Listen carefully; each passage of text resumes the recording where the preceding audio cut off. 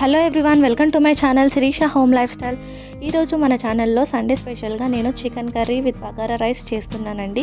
ఈ రెండింటి కాంబినేషన్ చాలా బాగుంటుంది. మరి సింపుల్గా ఈజీగా చేసుకునే ఈ ప్రాసెస్ ఏంటో మీరే చూసేయండి.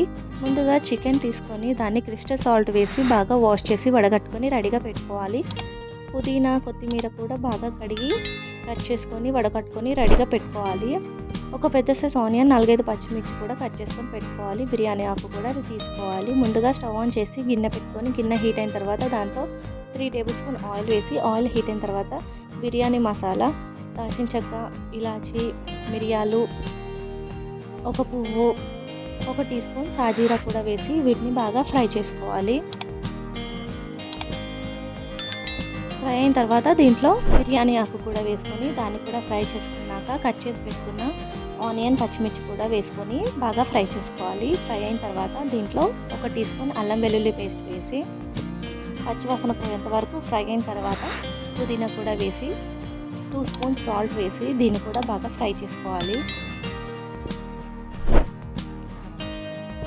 ఇది కూడా ఫ్రై అయిన తర్వాత కొత్తిమీర కూడా వేసుకొని కొత్తిమీర కూడా బాగా ఫ్రై చేసుకోవాలి. ఫ్రై అయిన తర్వాత దీంట్లో ఎసరు కోసం వాటర్ వేసుకోవాలి. 1 గ్లాస్ రైస్కి 2 గ్లాసెస్ ఆఫ్ వాటర్ వేసుకోవాలి. వాటర్ వేసి మూత పెట్టి దాన్ని బాయిల్ చేసుకోవాలి. వాటర్ అనేది బాయిల్ అయ్యేటప్పుడు దీంట్లో రైస్ వేసుకోవాలి. రైస్ని వాష్ చేసి నానబెట్టుకోవాలి. ఈ రైస్ని వేసుకొని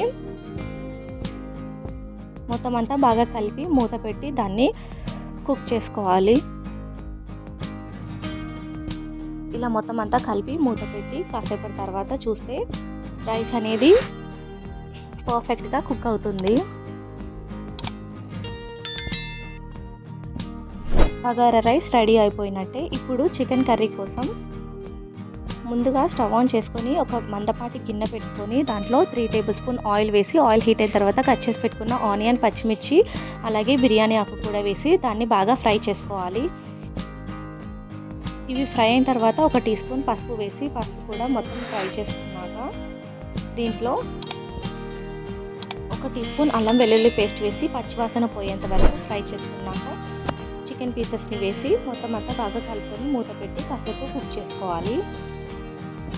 కాసేపు కుక్ చేసుకుంటే వాటర్ అనేది ఇలా రిలీజ్ అవుతుంది. ఇప్పుడు దీంట్లో 2 స్పూన్ సాల్ట్ వేసి మొత్తం అంతా కలుపుకోవాలి. కలుపుకొని మూత పెట్టి మరి కాసేపు కుక్ చేసుకుని దీంట్లో టేస్ట్ తగ్గట్టుగా కారం 1 టీ స్పూన్ కారం వేసి కారాన్ని బాగా కలుపుకోవాలి. కారం అనేది బాగా ఫ్రై చేసుకోవాలి.